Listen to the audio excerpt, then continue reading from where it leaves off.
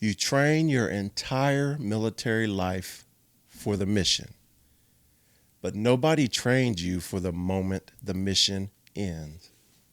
Welcome back to Four Titles, One Truth. I'm Tommie. And I'm Lance. Today's episode is Transition Shock. Why retirement hits harder than we openly admit. And joining us today is our brother, a fellow leader, my classmate, and we shared walls and offices for a year straight in two different locations. True story. Hey, let's welcome Command Sergeant Major retired Gabriel Camacho. Appreciate you, man? fellas, man. Thank you guys for for having me here. Feel blessed to be a part of this, and more importantly, it speaks to my heart and some truths on how we need to have more conversations. Yep. You guys have the platform for doing it, so appreciate y'all for what you do. Yep, glad you're here. Absolutely. So let's get into it. All right. Let's go. Where are you from in the world? And growing up, did you ever see the military as part of your future? Great question. Thank you for asking that, TJ. So I am definitely I'm Mariana's homegrown, born and raised, proud son of Guam. Okay. Yeah, absolutely. Not Guatemala, not what I get told many times. That's right outside Nashville, right? Yeah, so the great territory out in the South Pacific. Yeah. All right. All right. What ultimately led you to join the Army, and what path did you end up taking, and why? Bam. All right. So, Lance, I appreciate you asking that question. All right. All right. Because, like I tell my kids, in order to understand where you're at now and the direction moving forward, you really got to understand where you come from. Right. Right. So, for Facts. me, my Army's journey was, it obviously starts back on the island of Guam, looking for, honestly, at the time, probably the need was really for my family. Okay. Being a young adult, I had a wife and a kid already. My oldest, who's now my soon-to-be 27-year-old baby, and a wife. I was looking for something bigger, better. What was deep was graduating from high school. It wasn't easy for me because we were actually just carrying the burden. My youngest brother died at the age of 14, and with that, it was a good means to cope. I needed to give my family a little bit more than what I had at the time. Growing up with I would go with the normal at the time. So coming from mom and dad, 7 kids, 2 older brothers, 2 older sisters, 1 younger brother, 1 younger sister. Let me tell you, man, we we made things work, and more importantly, where I was at, already having a wife and a young kid. There was some struggles growing up, and so this was a good opportunity for me to go out, do something more, and provide for my family. And at the same time, I think I needed the closure for the passing of my younger brother.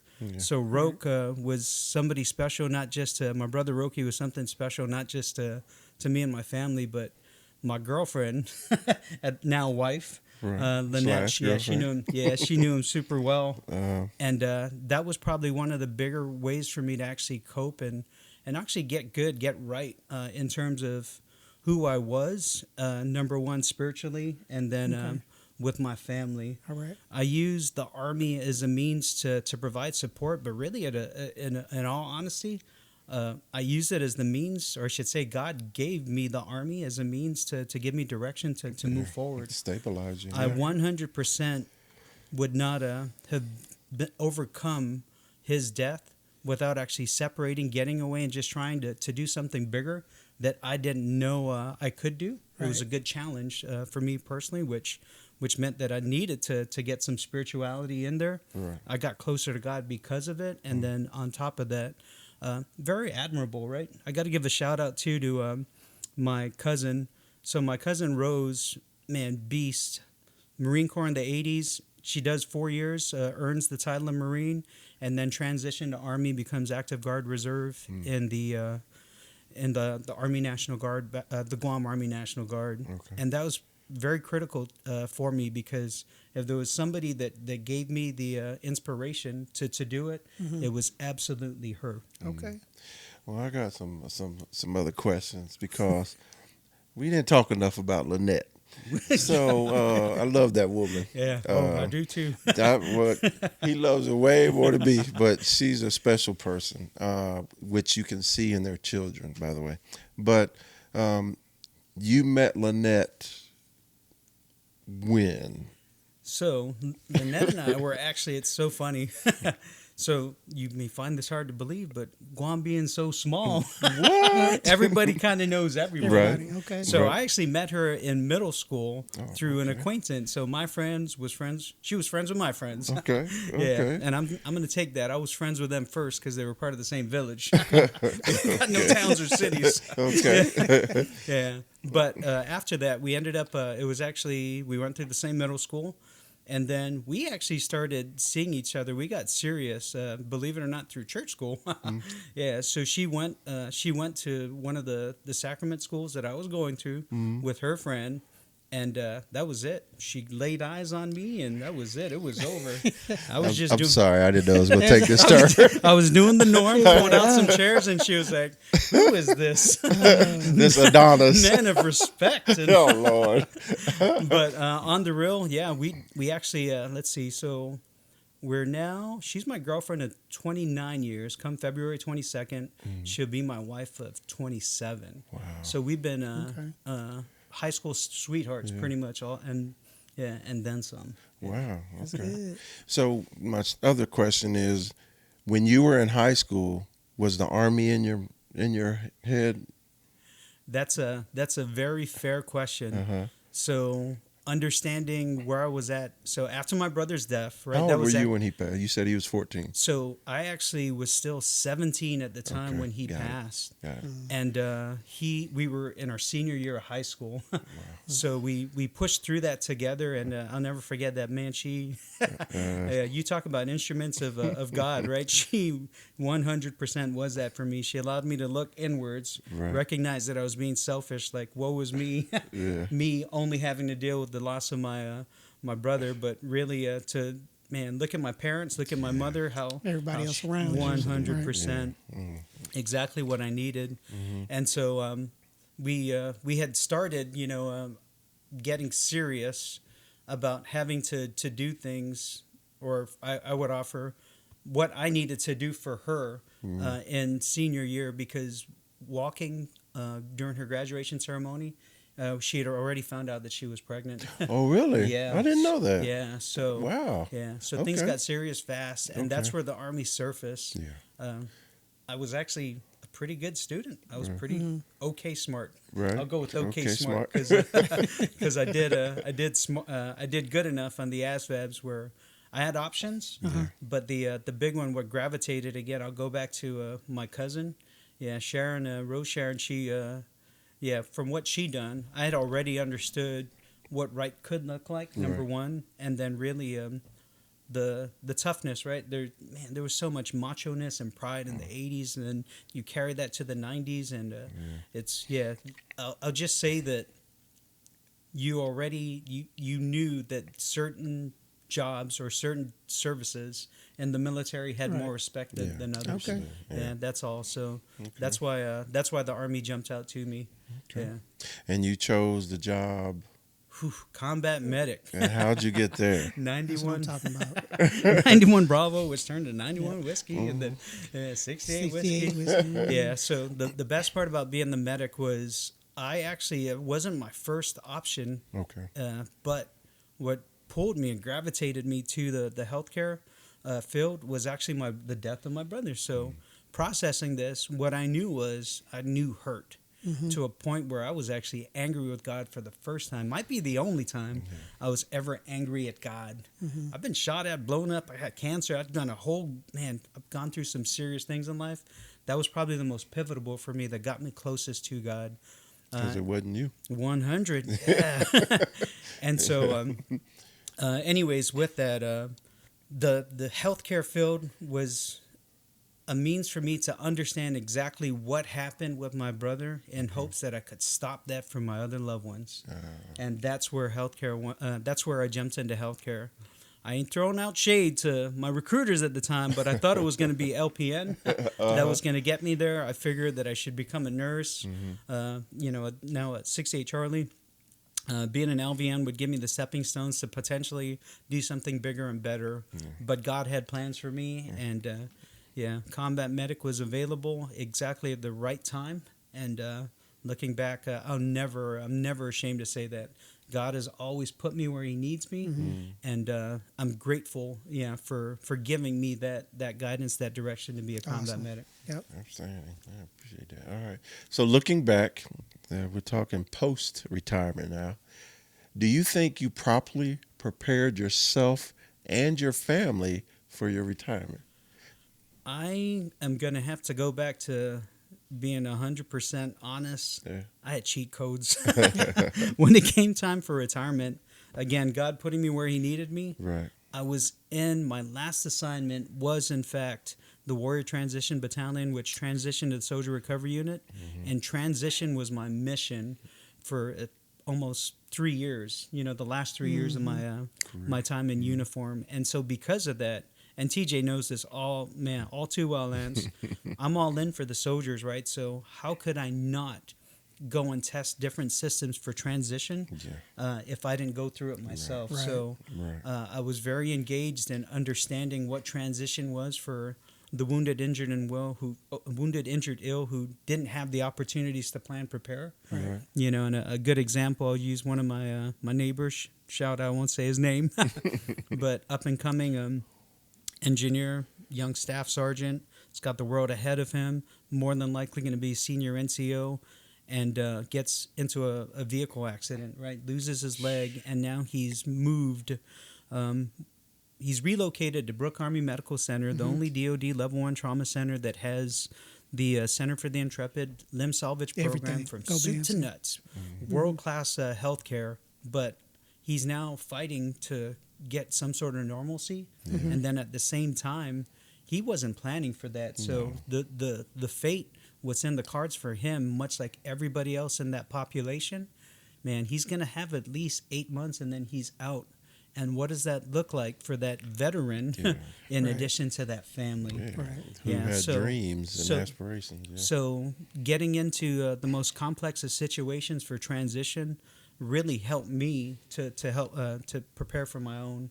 I was very fortunate because of that. I understood I had to jump into regs at the DoD level, what that looked like, because we actually we were a family over here at JBSA. It wasn't just soldiers that we took care of, recovering service members at large. So helping Marines, the Navy, the Air Force, and we had a couple of coasties come through too that we took care of. Right. But sharing those resources and then ultimately helping and guiding a transition for those folks set me up to get out.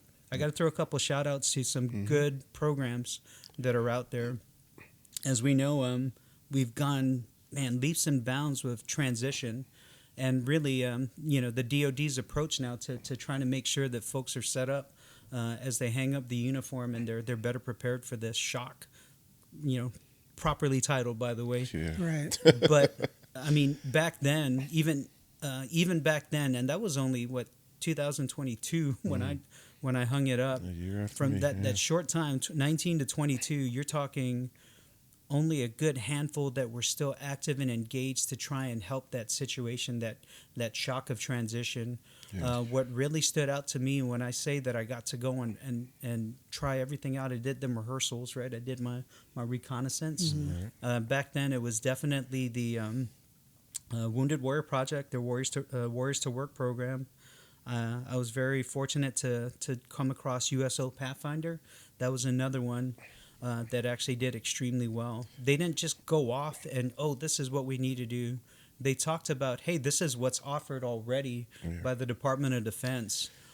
They basically enhanced it and tailored that approach to be more one-on-one back then, which was instrumental for me. And then taking best practices. I got to throw one more out there, Centurion Military Alliance. Yeah, that's another good one that, again, not necessarily just local, but at the national scale, has been able to, or I should say continues up to this day, push to help with that transition shock. So here's a tough question. All right. You were very honest with that first part, but was it enough? I would have to go with yes. Okay. And the reason why I say that is my biggest lesson through it all was the same message that I conveyed to my formation, which was you're not alone. You're going back to identity crisis. That's the, Right. Yeah. So identity crisis is real. That understanding that, yeah, you're a service member, but you're about to be a veteran. You were in the right place at the right time. Yeah, Absolutely. right job for sure. Okay. Right. Yeah. Well, I appreciate the intro, but now we're about to really get in That's it. right. Okay. Let's go. So let's go way back. What was the very first moment after retirement when it hit you? Wow, this thing is really over. That's a man, TJ. That is deep and that's heavy. So it's hard because it was almost twofold. So the answer to this one is after retirement. Yeah. It was really the month after, and that's only because I thought I was gonna get 90 days off, and I apparently just went into the household and I just threw everything off for Lynette and her routine and for the fam, and I was getting booted out 30 days after that. But that's so real. That's so real because it's two things that are really challenged in that case. Love and like. 100. 100%. Yeah, so we can speak more on that, but okay. But I got a caveat though. So what was real for me, it was actually before I separated, and that's when the retirement orders were approved. Yeah, I went through some things, and shout out to CSM Phil Barreto taking care of me too, and making sure I was good to get my retirement done. But getting retirement orders approved, I'll never forget that. I'm in my office, Lance, and I was like, okay, all right, this is finally happening. This is legit. And for the first time, I kind of just let my ego, my persona as a soldier down. I was like, all right, so if I'm not a soldier, what does that look like right now? And man, I sat there and I started thinking about prepping for my VA and whatnot, and head to toe, well, what's wrong with me? What is the next? What's normalcy going to look like, right, as a veteran? And that's when I discovered. I was like, man, I got some problems. Yeah, everything that's hurts. the thing. That's the thing. And Yeah, you just that's mask it. You compartmentalize the seniors, and that was a very real moment for me to really feel. No kidding. All right, it's over. Yeah. Shoot, for me, it was probably at least a couple of months because I retired. I started all of the stuff probably at the beginning of June. So then I had June, July. So, I mean, when you're on leave, it's like, oh, I got It's like it was almost like a PCS leave because I was still going up to the hospital because I had to get another procedure done. So I was still seeing folks that worked with me, and they were still, hey, Colonel Taylor, hey, so that it was after still felt. Yeah, still felt. Yeah. So then after because I had my surgery in early August, and then after that, and my retirement was official on 1 September, and I was in the house, and everybody else was gone to work, and I was just sitting there with the dogs, and it was just like, okay, I don't have to check any emails. I'm not getting any phone calls or anything. So it was like act like people. Just say like nothing, and it was just like it was one of those where it was just. I mean, it was a quiet like. All right, okay, but I felt I was fine with it. I was fine, but it was weird just not having that. Just I was ready to go because I was getting up at 5 and going and getting into work and doing all of the stuff, getting up, walking my areas and doing. So I was so used to doing that woke up like almost in a panic, like I was supposed to be someplace. And it's like I don't have anywhere to be. Nobody needs me. Only ones need me are my my puppies, which that helped me get into a routine of okay, let's go take this walk, let's go do that, start doing other things. So. There's a couple of those punches to the heart for me. The first one was when I started to realize I was retiring, and then I started to worry about was my mission complete as a transportation school sergeant major? Because when I walked in that door, there was a lot that needed to be done, first off, and then there was a lot that I wanted done. Oh yeah. And mission incomplete, you know what I'm saying? So that was frustration. And shout out to my boy Dotson, Sergeant Major Daryl Dotson, because he came in with the same energy. And so I felt, the more I got to know him, the more I felt comfortable leaving it to somebody, because he was younger and he had aspirations, you know, to keep going, because he was freshly, I think he was around 20, just at 20. Oh wow. Yeah, and so it was like I felt confident that no matter what, me walking away, I felt it was in good hands. But the separation from the uniform, it's the quietness that messes you up. You don't have an email to check. You don't have somebody calling you with, and it's hard to make people understand, but when somebody calls you with life-threatening, like a soldier committed suicide or a DUI or something like that, that's what we live for. Not the situation, but we live for the opportunity to make this better, to fix to make it right. Yeah, absolutely. Yeah, to make it right. And Take care of that's where my battery is, right? And so that quiet of the only phone ring I'm getting is spam now. You know, no government phones. Yeah, no government computers. I had to buy my own computer now. You know, so that was, you know how they say the loudness, the quiet is deafening. That 100%. It was real. And then the final one for me that solidified it, but also took me from confident to scared, was my first visit to the VA. Ooh. An honest moment is when you start walking towards that building, Audie Murphy specifically, you start to see generations of soldiers, of Marines, and all that. Oh my God. And I can't speak for anybody else.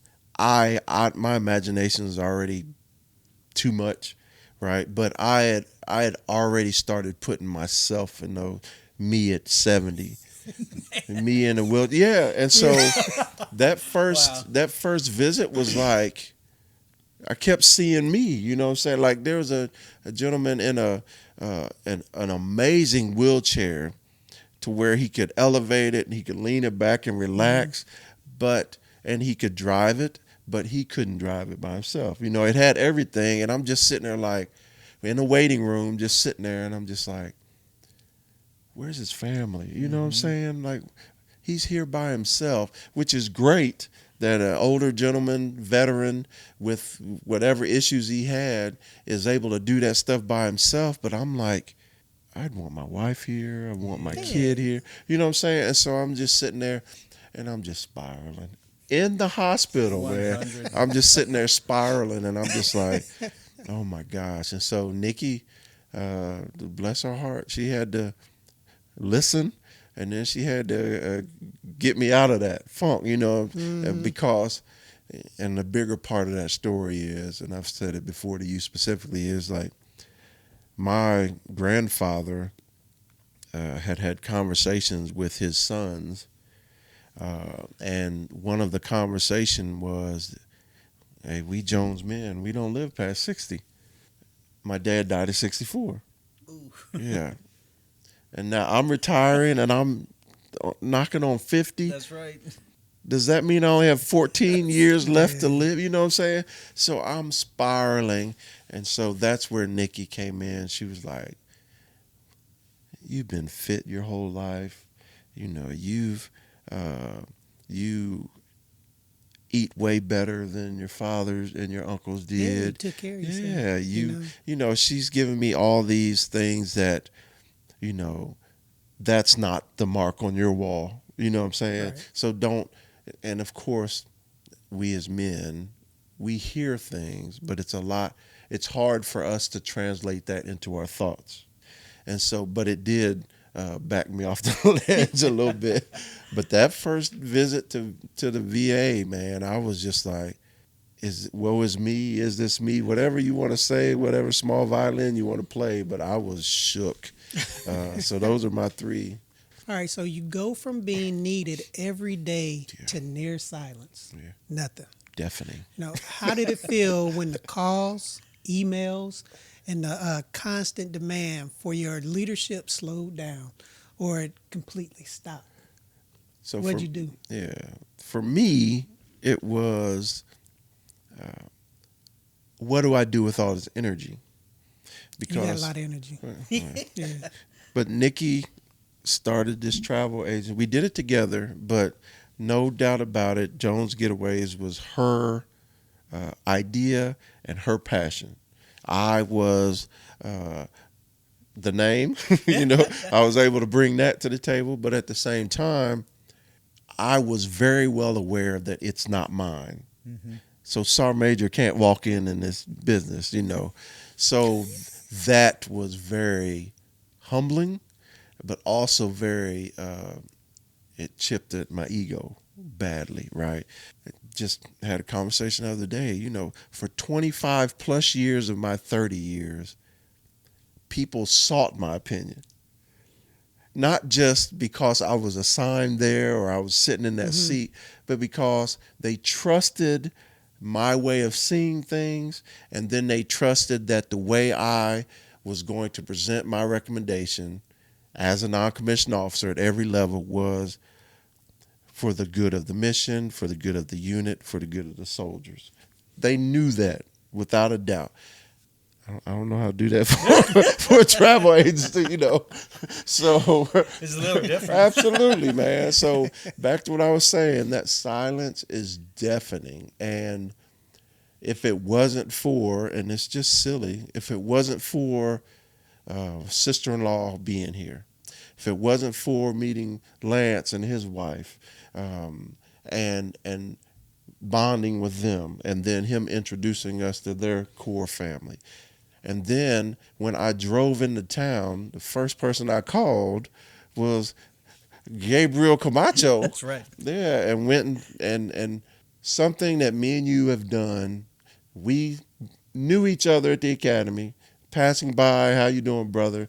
But you could feel his energy. Mm-hmm. I don't know what he felt, but when we ended up getting stationed together at 2ID, it was obvious to me that little brother, big brother. 100%. Because we would talk, we would always be in the office. He would hear me vent. He would hear me go off on folks, and he would always give me honest feedback, because sometimes people need their butts chewed out, you know what I'm saying? True story. And he was that guy. He was like, the one thing you always said to me, he was like, the way that you go off on people, but they don't know that you're going off on them until after you're finished. He was like, that's a talent you have. So that was funny. True story. But our bonding over there, and grace of God, right? You were here, y'all were here, so I had a landing pad. You know what I'm saying? So, and our conversations, especially when I first got here, me and you, was like real conversation where we were telling each other fears, and depth, because you were still borderline on if you wanted to stay in the military, because this guy was marked to be great because of his greatness. All right. And figure that out later. So you had a lot of questions that you had to deal with, dealing with 2ID when we were together, and then the conversation that continued here.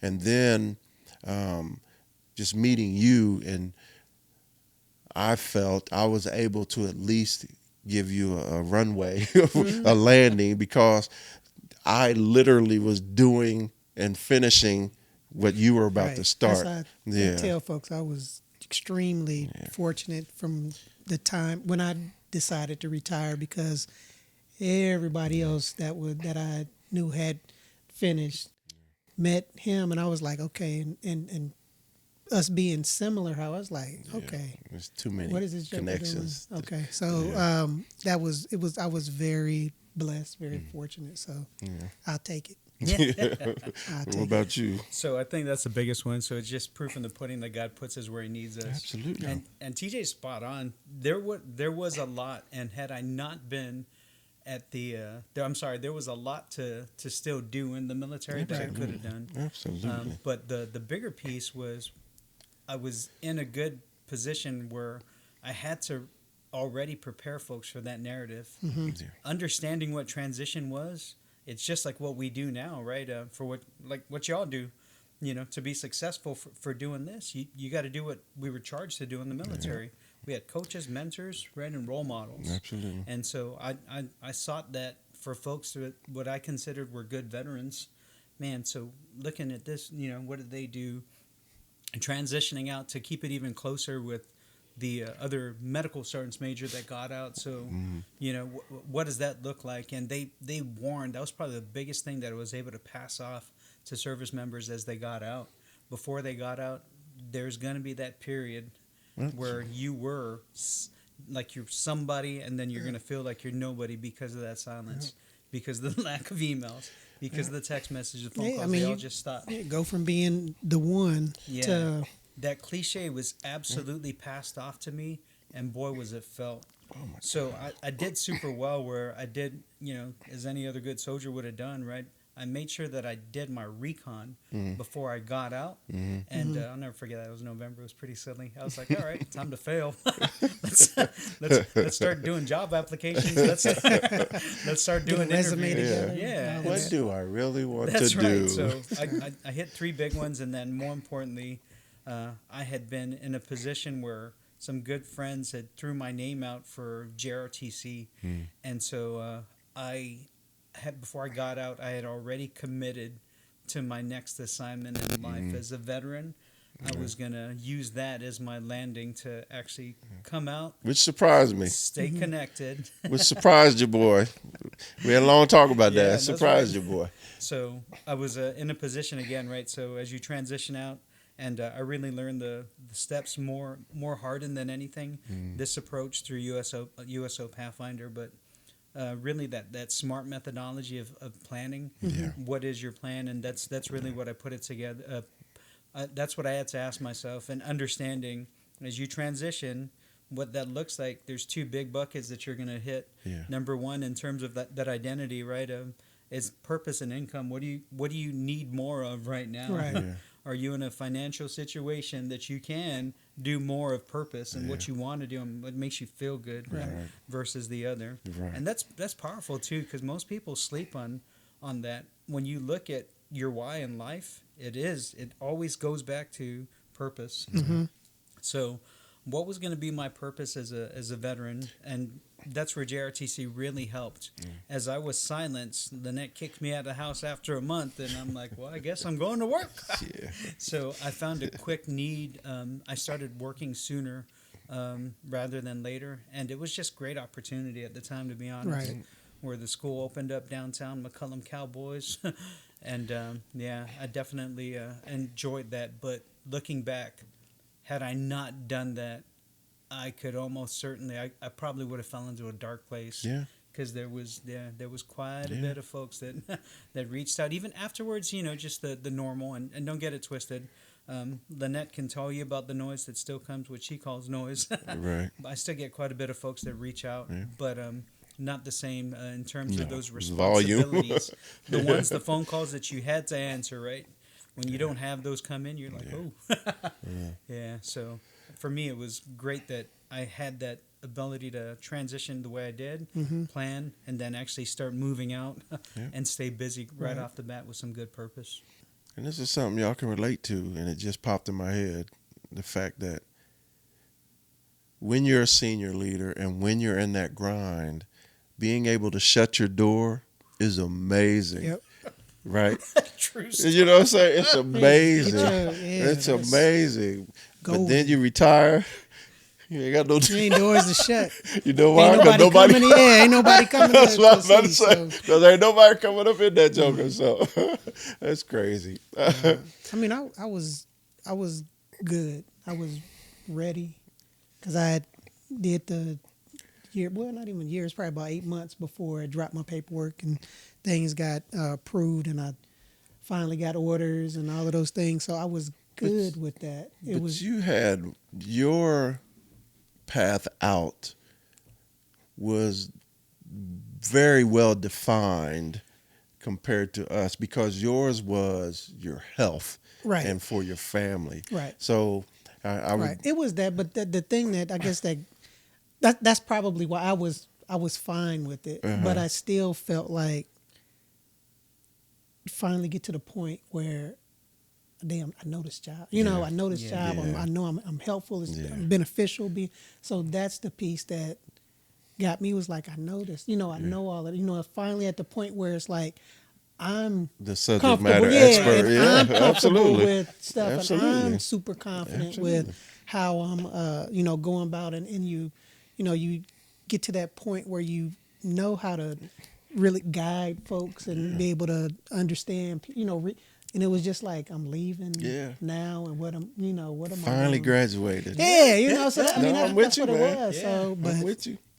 I'm with you. But yeah, I mean, yeah, I got out, and it was strictly health stuff, because like I started having health problems related to stress from and it was like, I can't, you know, I can't do it. I'm too close to being done to letting this do me, you know.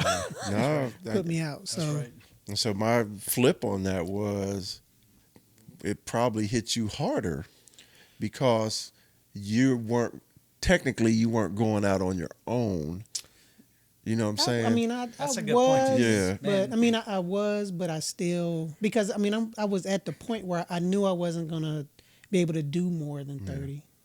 So being, but you were locked in on 30 when I met you. I was gonna do 30. Yeah. I was gonna do 30 till Yeah. Yeah. So you till I did got have up a in goal. there. That's Yeah, what I'm I mean, that's saying. why I was gonna Yeah, do so- 30, because I beat Audra, so she only did 28. So I don't know. He won the race. Yeah, That's funny. went a little bit further. That's it. So All right. So a lot of us treat retirement like it's the finish line because when we grow up, we're told retire, especially our generation. It's definitely changed. right. That's right. So when did you realize it was actually the starting line of a new race? You know, I look at that as I mean, we talked about this before. It's like we're changing. So, you know, we changed from when we were, when I was second lieutenant and y'all started off as privates, to when you were in that mid-level piece to Did it being come a senior across level. like he was bragging when he said that? No. I don't want to call him out. Different paths. Different paths. I don't want to call him out, but it different paths. sort of Different paths. seemed No. like- Okay. It's the same thing. It's the same thing. It's not. That was I was a little bit older than y'all as a second lieutenant then. No, So, with you. but you, it's the changing. You know, it's the The changing, evolution. the learning, That's and right. that's the way that I looked at it whenever I was finishing. Was that you know, something new? What am I? And I guess that was a little bit of the fear was, what am I gonna do? Yeah. You know, do I need to go back to work? Do I, you know, am I gonna get bored? Because you know, you have people that you're gonna get bored. You know. True You know, story. that people tell you all of these things, so it's like, and you just wait. You know, so it was almost like at the beginning, waiting for it to happen. It's like, I'm not bored yet. You know, it's like it's something wrong with me because that's not happening. I mean, I just looked at it as the evolution Another- of lands. yeah, you know, another- let's what's gonna happen, and I was open to whatever it was, but as long as I was happy. The family was happy, you know, then I'm like, okay, then I'm doing something right. I'm going to continue doing what I'm doing. So That's pretty solid, and I'm not gonna lie. It always goes back for me. And TJ, I appreciate you bringing this up because it does.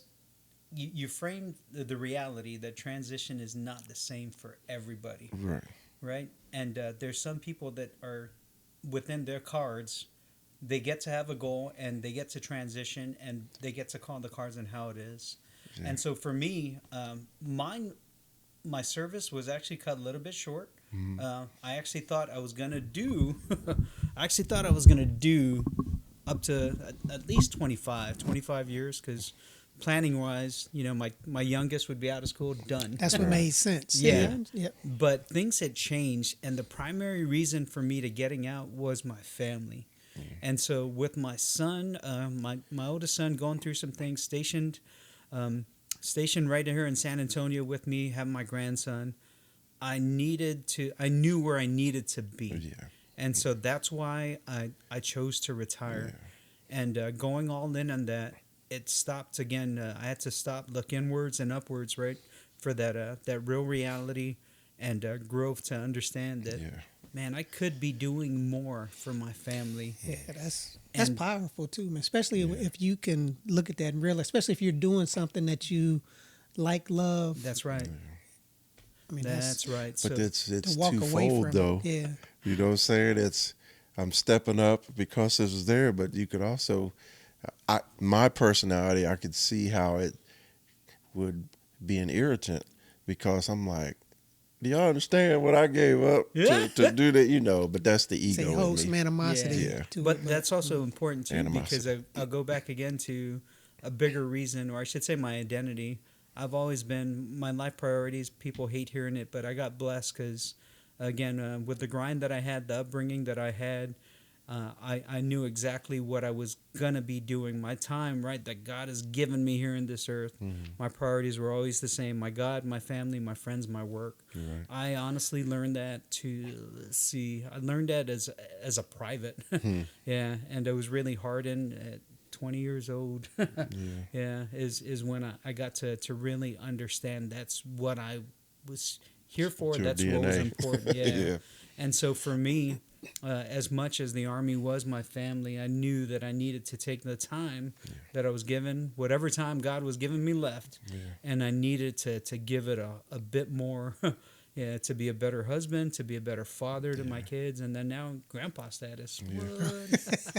But that was the. I'm not congratulating you because I don't have any great kids. No, yet. Quiet. I'm supporting you and I'm proud of you. No. But that was definitely the discovery. That's when I recognized. I was like, holy moly. I gotta get. This is gonna be the new race. This is gonna be I gotta do as much as I can with the time that I have left here, and I gotta do more for my family. Especially, and I don't want to keep going back to it, but your second stint, CSM and JROTC, is where you had to continue to have the same toolkit and improve on that, but you were still military minded. 100%. So that's a reason why I didn't go that route. I wanted to because I felt I fit there, but I also knew that I would never change who I was. And that was a fear of mine. So You just talked about how humbling it was because let's be honest, I loved being a JROTC instructor, but Lynette had to remind me again of what I got out of the uniform. So when your wife tells you, man, it's like first sergeant hours, I was like, stop, my bad. My bad. Let me step back. Let me slow it down. When I first retired, it was already understood because Nikki had already told me, take a year off and figure out what you want to do. Because we had the business, I was traveling with her, and I actually started traveling like right after retirement, and it was just like, it was great. It was great. It was the thing. No, that couldn't have been bad. It was great. There's no negatives here right now. but I'm not the always party guy. I'm not the always drink guy. That's right. I feel there's more to my message, to my being, and and I know we don't talk a lot about it, but legacy, that's one of those things where you start to consider, and one thing about legacy in the military as a senior leader, you're always getting approached. Your door's always getting knocked on by people who want your advice. And I'm not just talking about what duty station people would tell you about their marriage situation. You got people that tell you about their kids' situation. People that tell you about leaders that failed them, and you have to sit there and not pick up the phone and call them jokers and say, "What in the world?" Yeah. You know, because that was something I hate when.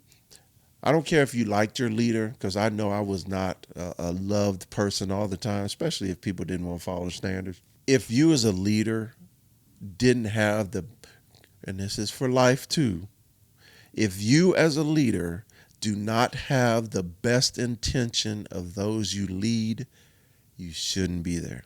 Amen. That's all I'll say about that. Amen. Yeah. The silence, the change, and like I told you, my energy and going on vacations, all of that was great, but I didn't have purpose in my heart. And that's something that I really want to make sure we point out, that everybody that retires, and I'm saying this, everybody that retires goes through this. A huge majority of them won't admit it. True story. That's the problem. Mm-hmm. And they end up with mental health issues, end up spiraling, and unfortunately some even may kill themselves or ruin their marriages or what have you, because you won't talk about it. You won't admit that this has shaken you. And if you can't admit that leaving something that you gave your all to after 20 or 30 or more years, then you need to talk to somebody. True story. That's the line. that's Yeah. the thing. That communication piece Oh my gosh. is such a simple thing, because we're sitting up here and we all Yeah. went through it, and we can talk about it Yeah. to say, no, you're okay. That's you're feeling the right way. That is the appropriate way to Absolutely. feel. But this is what you probably need to start looking at. Next. So look into this thing. Give you some options. That's So right. that you're not sitting there just stewing. And the last thing I'll say about this is that there are ones that won't talk about it. But the three of us sitting here, it's affected us differently. But we all have commonalities, common points, True right? story. But the spiral of depression that I felt, I don't expect them to feel or go to the level I went to. But I can talk to them because, specifically we talk about Gabriel. His religion and his faith is something that I don't have, right? And so talking to you and hearing how you made it makes me feel okay. You know what I'm saying? It makes me say that maybe I should adjust the way I'm living and thinking. You know what I'm saying? Right, it's doable. I mean, it's like, this is absolutely. doable. I can make it through this. I'm gonna have to jump on just to close it on, and this is why I said what I said. Opening up, yeah. What you guys do is powerful, because the communication that goes on this platform, man, I know for a fact that it makes y'all feel good, because it takes it out and you're sharing it. Yeah. But Yep. man, the opportunity to touch so many others who are listening. That's why it's important that communication is real. Yeah. And just out of chance, I'm praying that somebody is going to get touched that does need it. Yeah, Yeah, absolutely. that's And the at a goal. minimum, That realize is the you're goal. not alone. Nope. And then reach out to somebody. Yep. Yeah. Please. All right, Camacho, this one's for you. Retirement can be surprisingly lonely. Where did you feel that the most, and how did you deal with it? This was one that really resonated with me. Not just for the veterans, right, that I reached out to, but man, doing pulse checks on my soldiers in transition that had retired, and then or I should say transitioned, right? Right. Not all of them retired, Right. but even my friends that did retire, they all talked about this. And a big thing that we were always more concerned about as you looked out as veterans, looked at the veteran population, was in fact the isolation and suicide, and where it comes from, right? Yeah. And that's something that I needed to plan for and really think about what I still continue to feel are important to me on the daily, right? The things that I do. Man, Lynette will always laugh because I say this, but it's true. She has to deal with this, whatever it looks like every day. Right. The moment I wake up and man, I get out of bed and I pull the John Travolta, right? Real talk. Staying alive. Boom. Yeah, just up there. Right. And then for my kids out there, or the new generations that watch anime, My Hero Academia, right? Freaking, yeah, just going out. About. But I thank God for the extra chance, man, to do something more, for the opportunity to live a little bit more, right? Giving me another day here on this earth. Yeah, I do proceed with the prayer, and that I go with thanks, and then I ask to give me strength and guidance to whatever it is He wants me to do here in this earth, and then I let it ride. And so because of that, that was really big. That direction to make sure that I knew that I had to stay busy so that I wouldn't suffer from the silence. Right. And the big part of filling the day, it goes to making a difference in one of two ways. You're either getting paid for it or not, right? And that was big. I looked to make sure that I did as much as I could, whatever I'm not feeling. And really, it goes back to my life planning in December. In December, I'll stop, take a pause, and I'll look at the year back. What is it that I did good? What is it not so good? And then back to my priorities. What can I do better at? And so the next year is always the same. So where I was lowest, the bucket, I would address those. But at a minimum, I'm trying to do as much as I can, to be a person of faith. I'm trying to do the best that I can to be, a good family man, which really entails rooted to my culture, making my kids understand their cultural ties and staying big as indigenous people to island of Guam, Chamorro, and then Lynette's side, in the Mexican culture too. Don't even have to try because we're in Texas. Let's be real. But We can't touch it. that's right. But the friends and the work piece, it almost goes hand in hand, because the family that we built right in the military. Man, you call them family, you call friends, there's that bleed over. And it's just making sure that I'm there for them. I do as much as I can for my community, and then within that piece too, also the veteran community. And that's really how I make sure that I don't have to feel that loneliness. I don't think I've ever felt that. And again, Lynette will always double down on that fact. Brother gets noise. I hear you. Yeah.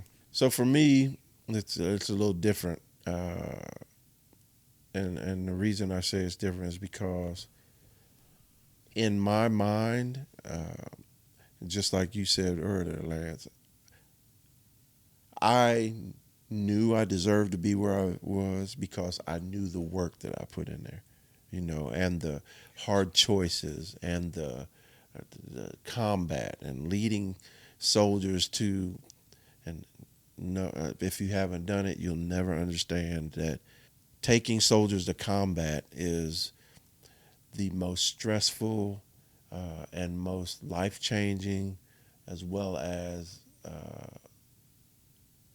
gut checks for a leader that you could ever come across. And the Army was me, I was the Army, right? I felt, yes, on paper as a sergeant major, I spoke for the Army, right?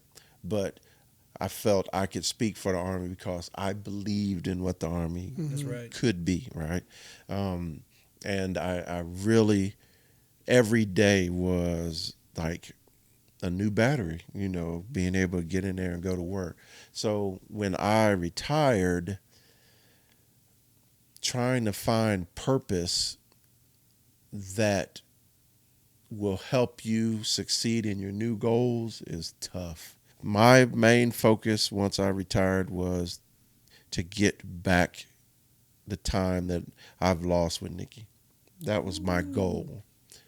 And when you're setting such a hard goal, that limits what you can do, right? Because I didn't want to get back into a job outside of the house that took me away from the house, and we ended up falling back into that, me not being here, her being comfortable with that, and then all that. So I had to make the decision, how much money do I need, versus do I want to, or should I help Nikki with her goals and her dreams because she suffered enough for me. You know what I'm Right. saying? The reason I was feeling lonely is because even though we're all good friends, we're men. We don't always talk about the stuff that we need to talk about. We don't always reach out when we need to reach out.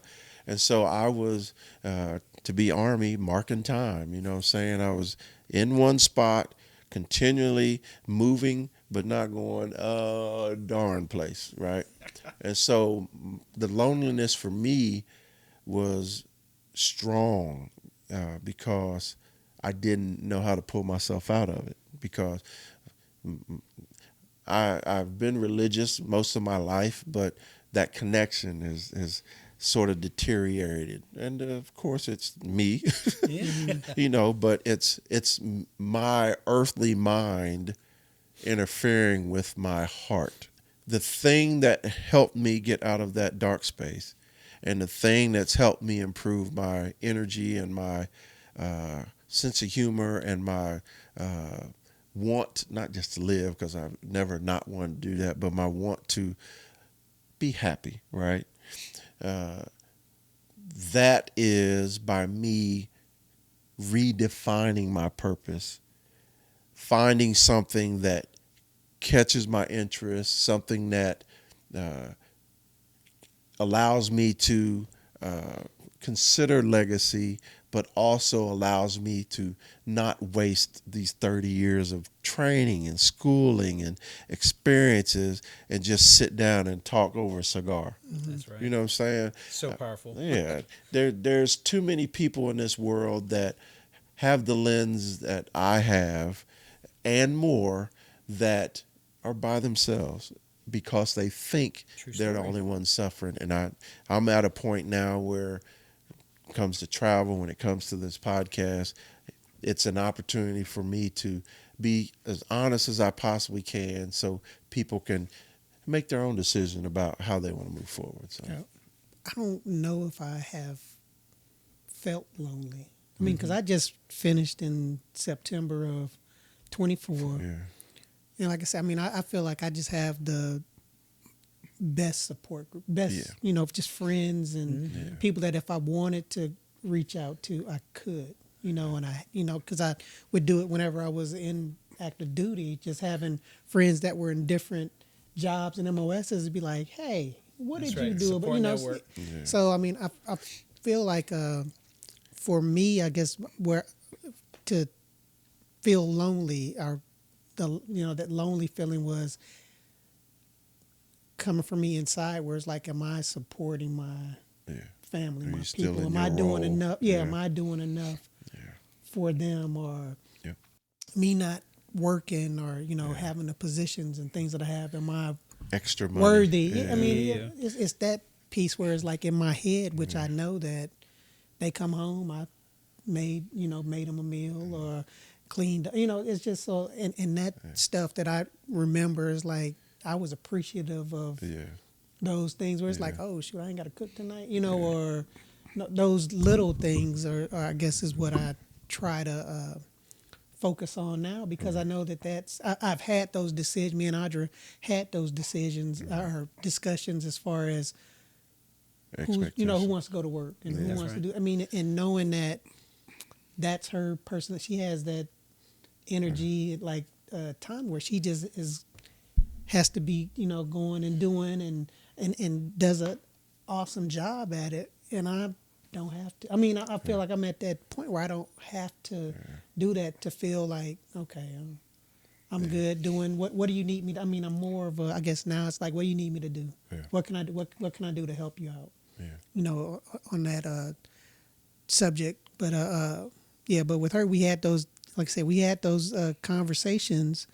And it was like, yep, nope, you do this and you're happy. Yep, I'm going to do this and I'm happy. And that's what we've been, that's how I've been operating. And then when we started this podcast, it's just, I mean, I don't have a reason to be. That's right. I don't have a reason to be lonely like that, because I know that I have folks that I can reach out to and talk to if I'm ever feeling a certain way, So I appreciate you sharing that. That connection is powerful because, again, in service, that network, right, is in fact what Absolutely. made us Yeah. successful. Absolutely. But it has always applied to us even when in uniform. Yeah. So the people in our lives, right, that hold us up. Yep. But that's the thing about friendship, though. A mature level of friendship is, and I'm speaking for me as a man with my freaking lenses. I don't trust every man. Fair enough. You know what I'm saying? Yeah. And then to trust someone enough to start to open up to them, it's going to take some time. And then the reality of it is, until you stop moving, like no more PCSs for your boy. True story. And we had this conversation that my closest friends are my neighbor across the street, my neighbor behind me. You know what I'm saying? Yeah. Because those are the ones that you can reach out to, you can see more often. Developing those relationships, it takes time. Good point. And it also takes a bonding situations and moments. But the bigger question is, do you take advantage of it and then make them a part of your new tribe, your True new family? story. So, True story. yeah.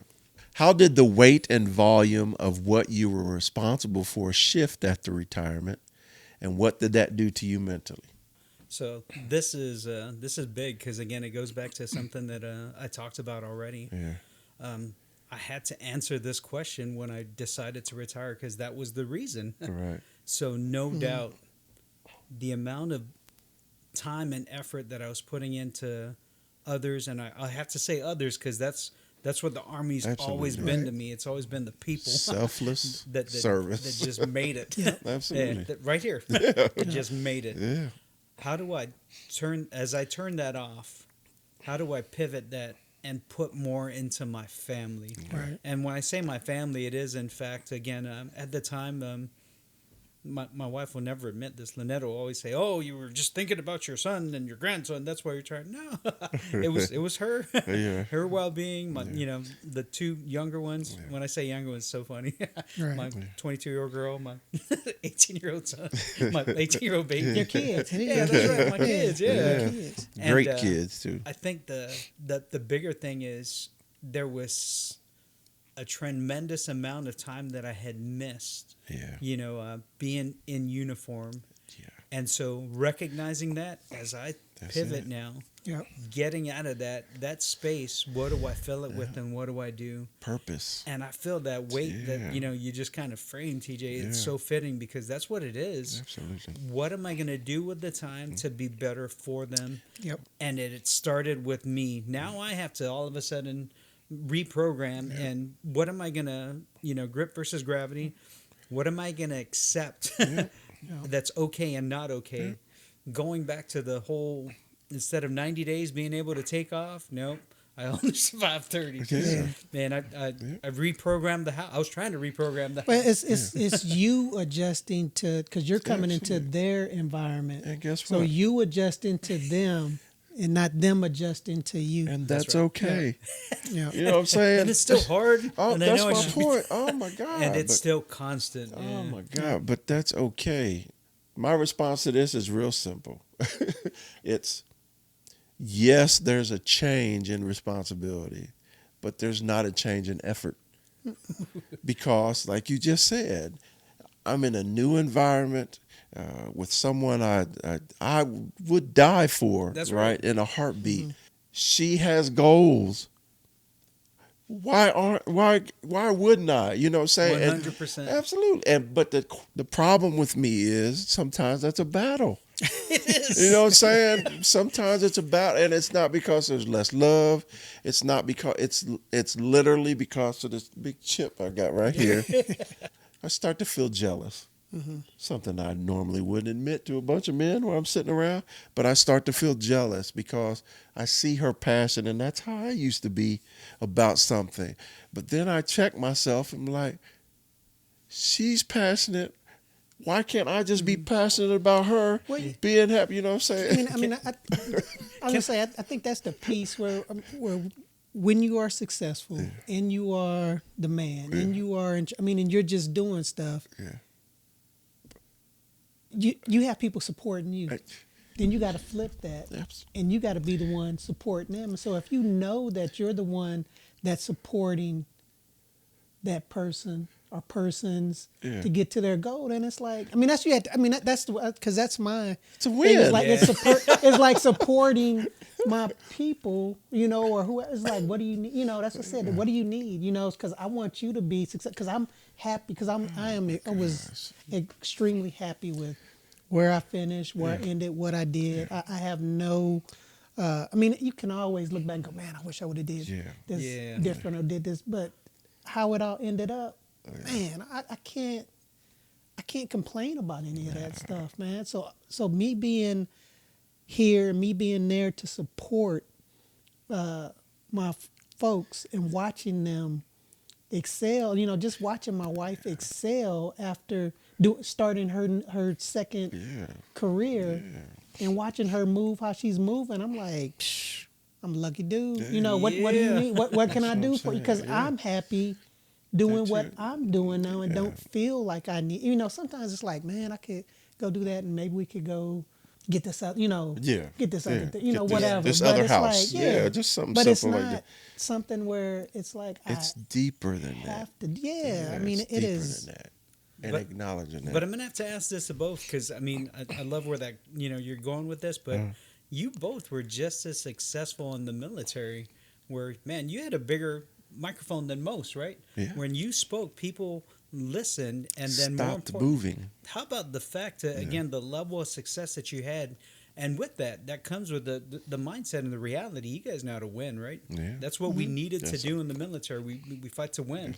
That's To be able to Yeah. pull back, how hard was that to adjust to actually do that, to be there for your loved ones? yeah. It's and like I said, it's easy for me to say, "Oh, of course I'd do it. And that's it. But like I No, said, it's not. oh my God. Like, and I'll just put my situation out here. Like, Nikki is the face, the talent, the knowledge for the travel business, right? I do not fit in that. I am the plus one that brings the energy.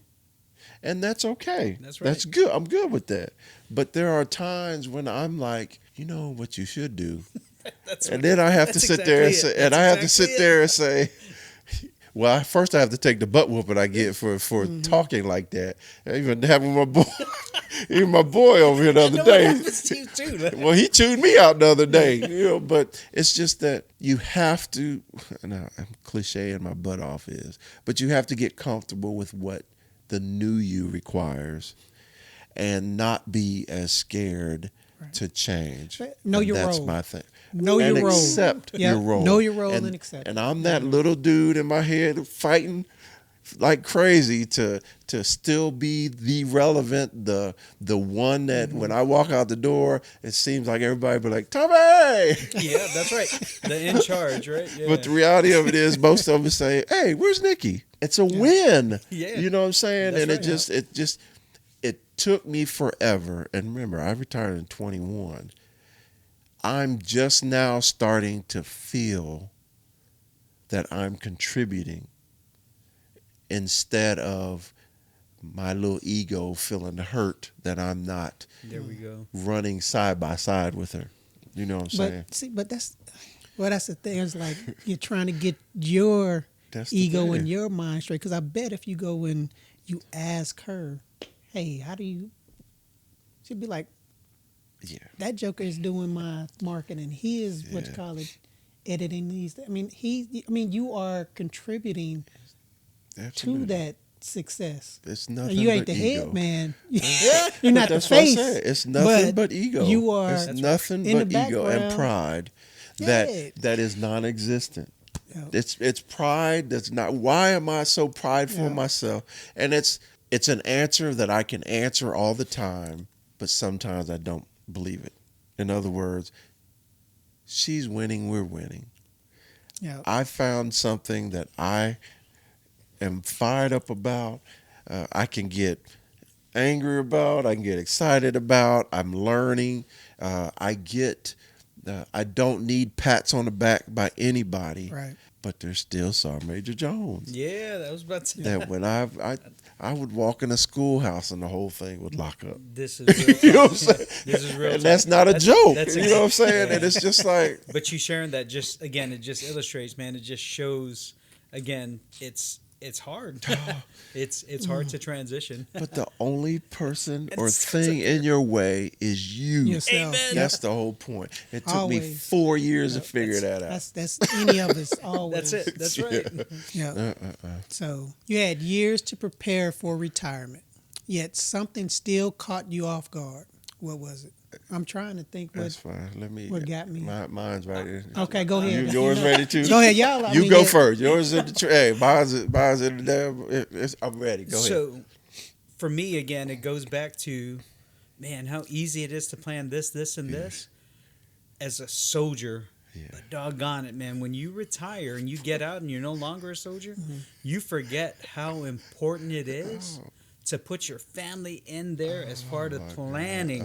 And so what their wants, what retirement and transition looks like for them, man, that caught me off guard. Yeah. And so I'm very, I love the fact, I was just having this conversation last weekend at dinner, right? The reality is we come from different cultures and traditions and even religion drive shape who we are, Right. and then there's social acceptance. Absolutely. There's reality. There's the reality that depending on where you living, society at large, or even just within that area, Right. will have certain expectations of what Absolutely. you should be doing. Yeah, and limitations. So Yeah. I come from the upbringing back home, back on Guam, where, man, you grow up into the house. You don't leave that house unless you're getting married. Right. And sometimes, man, you get married and bring them on home. Yeah, in too. And Yeah. so I almost lost that completely because I was still fixated on what Your success. in my mind was what I wanted for my kids. Yeah. I want you to get up, get a good education, That's get your right. degree, and then figure out what your passion is and move forward and go on and move out of the house and do big Right. things and whatnot. Yeah. And it was, again, I'm very grateful for Lynette, my best friend. Boy, does she ground me, and I see God through her when she hits me with reality like that. Being able to just be around our kids and having them in the house as they continue to move and figure this out. It's an unbelievable blessing. But not even thinking that, as we're doing this for our kids, we can do this for our siblings too. Yeah. So helping out her sister, bringing her sister in with her kids too, taking care of her mom. Right. I'm on a kind of this rotation where I take care of my mom now that when my father passed, it allowed the opportunity for her to come out and see me every year now, where I get to spend 6 months with her. Right. Yeah, there is so much more involved, and the only time you'll get to hit those, in other words, those blind spots, is remembering that if you have a family, that's your family's future plan, not just yours. Yeah. It's not necessarily what you want and what's best for everybody else. It's really what they want too, and that was huge for me. It's trying to get them to where you were or better. You know what I mean? Because I guess that's the biggest thing. Which is for also me, is just a problem. trying to get my kid. It's like I want you to do More. better. More than what better than what I did, instead of. Yeah. I mean, and I always find myself going back to, I want them to be happy, want them to be able to take care of themselves, be good. But that's down Good here. adults. Yeah. Yeah, you That's always, down here. I mean, because you 'Cause you still want- always, yeah. you I'm- always yeah. want them to be, because it's like, You you want know, 'em- yeah. you always move to the place where you got the good schools. That's right. You always try to get them. You say, "What do you need? You need those extra flash? Here, get these flashcards right here." You try to do all of those things to Preach, try to man. give them give them an leg up. advantage. Yeah, that's give right. them an Yeah, advantage. absolutely. And I think for us, when we retire, then I think we have to look at ourselves as the base, the springboard for them, the safe place for them to be able to come back and because my kids went to college, graduated from college, got good degrees, but they're still in the house with me. So if anything caught me off guard in the retirement deal was, I was expecting it to be me and my wife. Me and too. Audra together. I thought it was gonna be the two of us. And then I got these two adults That's right. here, you know, in the house, which it's a blessing because I think of all of the times when you were that in the age. military. Yeah, when I didn't get to see them or spend those time because I was away. Because again, I know we talked about this before, but I missed the first 3 years of my son's high school because I'm stationed someplace. I had to be stationed someplace else. And that's when you felt he and needed you the and that's most. where I was like, man, I felt like I was failing him as a not being there for him to teach him be there every day for him to try to teach him those things to be a man, a good man. Every day he has access to me. Yeah, he has access to me to That's right. come talk to me and dad, I'm I'm eager for it. It's like, look, dude, don't do this. I did that dumb crap. Don't or do that. You should do this or look at this or look at it in this way. That was a low part, lonely part for me. And that was Mine was simple, the loneliness, and it was walking away from the military. I understood the positives of all that. I used to always say it's in my DNA. It really felt like it was in my DNA when I got out, because when I got out, you know what I'm saying? Me too. And when I got out, I pretended to be okay with, this will fill this in. Like, I built a new home. Let's focus on that. That'll fill that dead space. Going traveling. Yeah, let's go here. That'll fill that dead space. But all that stuff comes to an end at some point. You can only do so much to a house. True story. You're not going to spend 365 days on vacation. So when I was doing that stuff and being all energetic and for that, and then you come home and then you realize you're not by yourself if you talk about it. But if you don't talk about it, Amen. you're by yourself. It's you know what I'm different. saying? Yeah, Oh it's a different feeling. Yeah. I mean that's the only way that I can put it. I mean, especially for me, it's just different. The way I would feel when I would be at work with my people, making decisions, solving problems, helping. I mean, it's you're that different. piece in Jenga. Yeah, yeah. That one piece, that one like, piece. don't let it fall. Don't let it. Yeah, that but one yeah, piece. I mean, it's a different feeling that you gotta get used to, adjust, and find something else to go. Okay, this is what I'm putting in there now. Agree. So start back with you there, Camacho. Mm-hmm. If you could sit down with yourself, you on one side of the desk, him on the other side, a year before his retirement, what would you say to him? That's a solid one, because I've actually thought about this, and it's always the had I only known, right, conversation that you have. Yeah, I was good because I'd already done my rehearsals. Yeah. Right, and I didn't go full blown into my recon phase until 6 months out.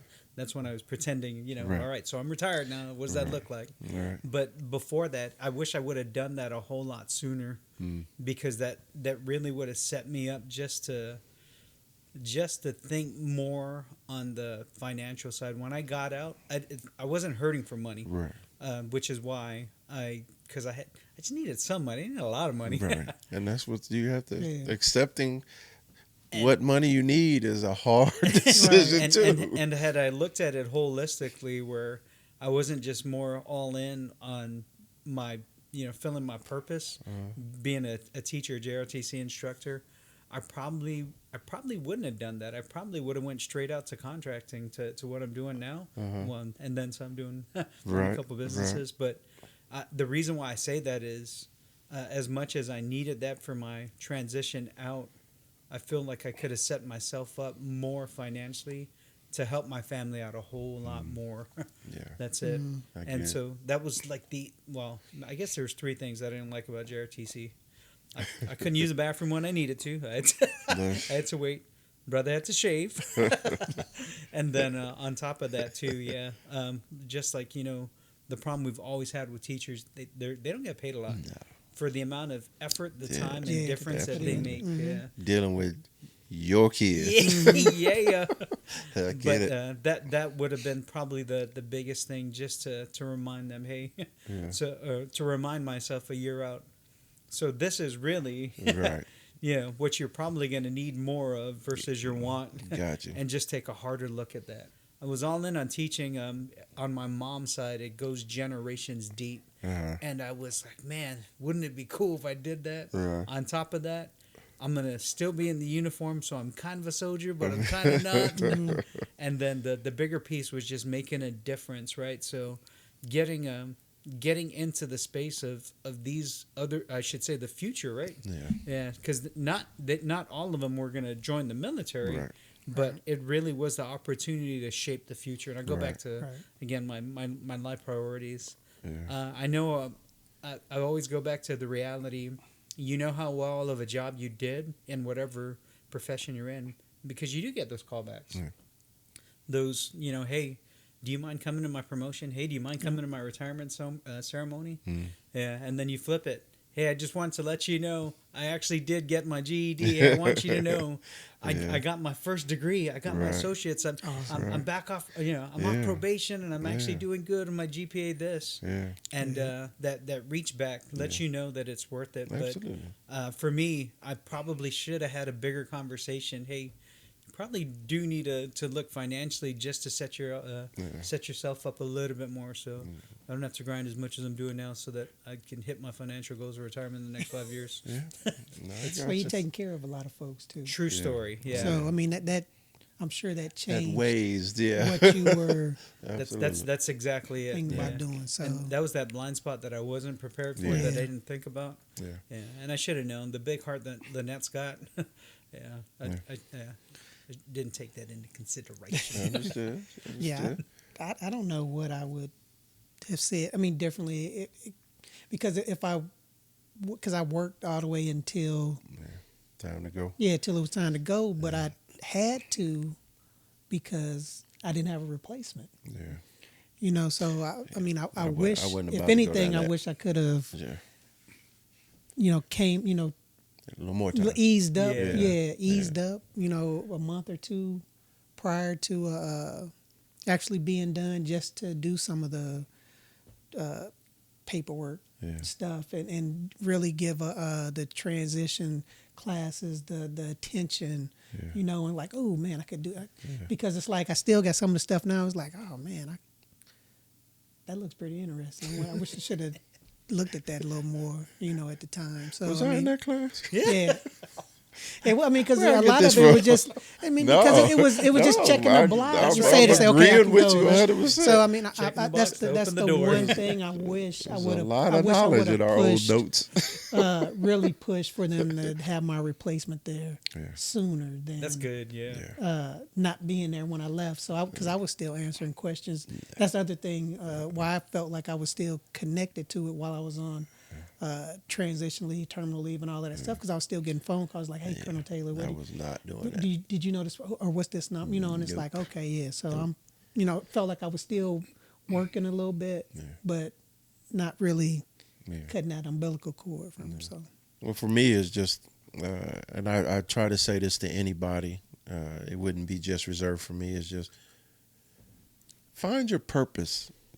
Understand that once you leave the military, you're not in the military anymore. That's something was hard for me to get that second layer of skin off of me. Yeah. And so I would just tell myself, be prepared for the change you have to do, because the world's not changing for you anymore. You are not that guy anymore. You know what I'm saying? If you can understand that you have to change and adjust because you're out of the military, then that gives you an opportunity to start looking for things that can make you happy, that can make your family happy, and it opens up your mind so much. Yeah. Because my mind when I was retiring was just locked in on leaving the service gracefully. It wasn't so much about, seriously, Tommie, what do you want to do? Seriously, Tommie, can you really support Nikki the way you should? And if you don't think you can, what do you need to fix about yourself so that you can? What are you gonna do? Those type of talks is what I would have with myself, because I think everything else, I think I was built to survive, because of our success in our career. We set ourselves up, whether we want to admit it or not. We're far from broke, right? That's the baseline that we have, and then everything after that, why not push towards something that's going to make you happy, make your family happy, and all that stuff? And that would have saved me about 3 years of mental struggle. Yeah, mental struggle. So, look, the bottom line is this conversation matters. And if you can't tell by our passion, just listen to our words then. Because if you're approaching retirement or already in it, we hope this reminds you that what you're feeling isn't weakness. What you're feeling, you're not alone. And also, it's part of the transition.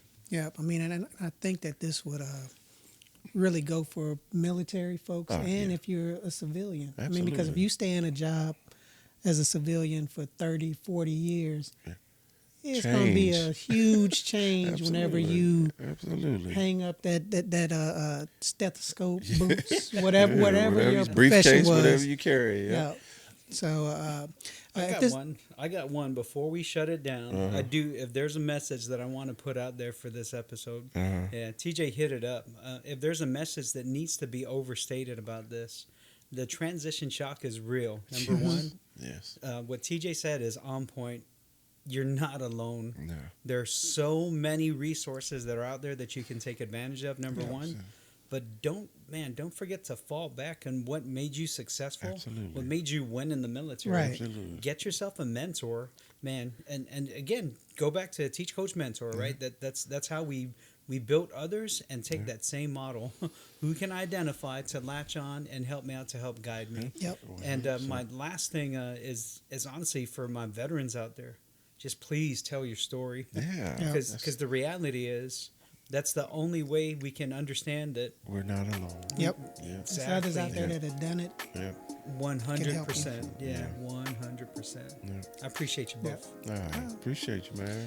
Yep. If this episode resonated with you, share it with someone who needs to hear it. Yeah. Please. And hey, brother, thanks for joining me again when I called and asked for help. And then thanks for being on our podcast, man. We appreciate you. Appreciate the energy and everything you brought to it, man. That's what we do. We take care of each other. That's right. At least that's what we're supposed to do. Absolutely. That's right. That's right. So join us next time so we can keep the conversation going. There it is. All right. Hey, holla. Peace. Bam.